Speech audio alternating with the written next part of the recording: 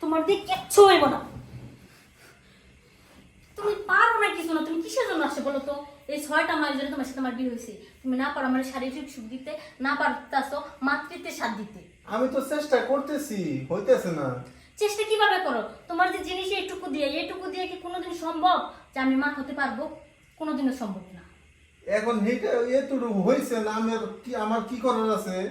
তোমার এতটুকু যন্ত্রণা, তোমার এটা মনে ছিল না যে আমার জিনিসটা যেহেতু এতটুকু, আমি বিয়ে করলে আমার বউটা শারীরিক সুখ পাবে কিনা, আমার বউর বাচ্চা হবে কিনা, কত স্বপ্ন নিয়ে আমি তোমার বাড়িতে এসেছি যে আমি মা হব, বাচ্চা আমার গোর গোর করে ঘুরবে, আমাকে মা বলে ডাকবে। এই স্বপ্নগুলো কি আমার কোনোদিনও পূরণ হবে না?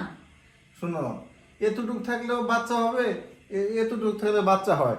এখন ওইটা হওয়ার দেওয়ার মালিক তো আল্লাহ, আমি কেমনে দিব? এই শোনো, আমার এই ভুলভাল বুঝায় লাভ নাই, বুঝো নাই? এতটুকু থাকলে কোনোদিন বাচ্চা হয়, যদি আমি তৃপ্তি না পাই, আমার যদি কোনো ফিল না আসে, তাহলে বাচ্চাটা হবে কিভাবে? তোমার তাহলে হয় না? না, আমার কিচ্ছু হয় না।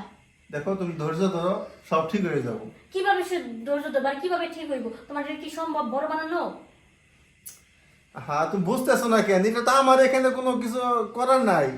আচ্ছা, তোমার কোনো কিছু করার নাই, তাহলে তুমি অযথা আমাকে কেন বিয়ে করছো? তুমি জানো না যে বিয়ে করলে একটা মেয়ের কি চাহিদা থাকে, তার স্বামীর কাছে কিসের জন্য আসে? একটা মেয়েরে বাবা মা কেন বিয়ে দেয়? এই শারীরিক সুখের জন্য। যদি সেই সুখটাই যদি আমি না পাই, তাহলে তোমার সংসারের থেকে আমার কি লাভ? তোমার সংসার আমি করবো না, আমি আমার বাপের বাড়ি চলে যাবো। না, দেখো, তুমি বাবার বাড়ি যাও না। তুমি আর কয়েকটা দিন ধৈর্য ধরো, দেখবা সব ঠিক হয়ে গেছে। কিভাবে ঠিক হইব? আমার মাথায় তো আসতেছে না। এটা কিভাবে, এটা কি ঠিক হওয়ার জিনিস? দেখো, তুমি আর কয়টা দিন অপেক্ষা করো, দেখবা সব ঠিক হয়ে গেছে।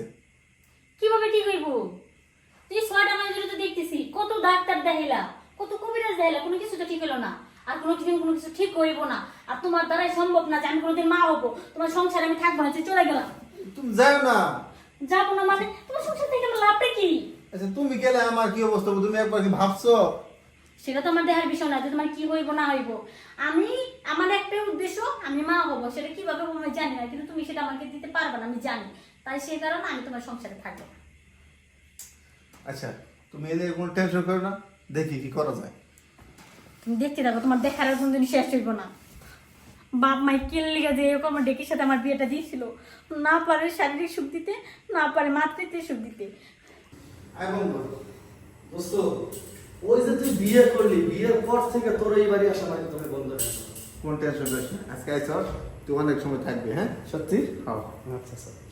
আচ্ছা বন্ধু, আই বন্ধু, তুই যে বলতি হ্যাঁ ভাবি খালি সন্তান চায় সন্তান চায়, তা ভাবিরে কি সন্তান দিছোস? আর শোন, সেইটার জন্য তো তোরা নিয়ে আসা। তুই আমার একটা উপকার করবি? তোর জন্য আমি আমার জীবনটা দিতে পারি। হ, সেই বিশ্বাসেই আমি তোরে আমার বাড়িতে নিয়ে এসেছি। দেখ, তুই আমার শুধু বন্ধু না, তুই আমার ভাই, তুই আমার কলিজার বন্ধু। তুই আমার এই কথাটা রাখিস।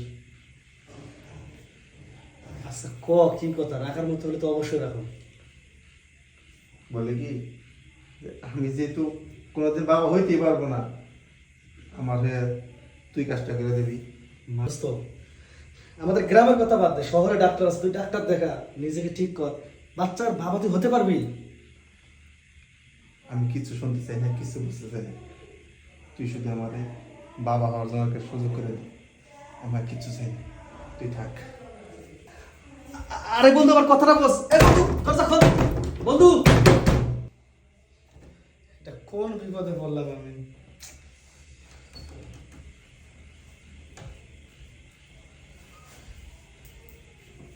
ভাবি, হ্যাঁ, আচ্ছা কি এটা হলো, আমি তো নিজেও বুঝতে পারছি না।